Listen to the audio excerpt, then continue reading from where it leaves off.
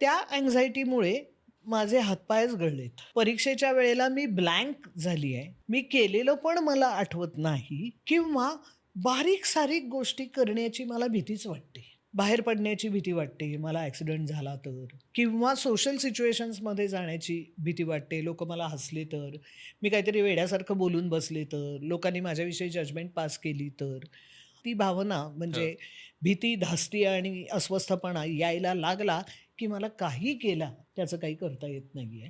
ती माझ्या हं, कंट्रोलच्या बाहेर जातायत, माझ्या हातातच राहत नाहीयेत. त्यामुळे अँक्झायटी ही मी म्हटलं तसं, की ही डे 1 पासून आहे आणि अँक्झायटीचं मुळात प्रयोजनच हं, म्हणजे हं. आपल्या समोर असलेल्या, आपल्या भविष्यात असलेल्या धोक्याची जाणीव आपल्याला करून देणं, हे बेसिक अँक्झायटीचं फंक्शन आहे.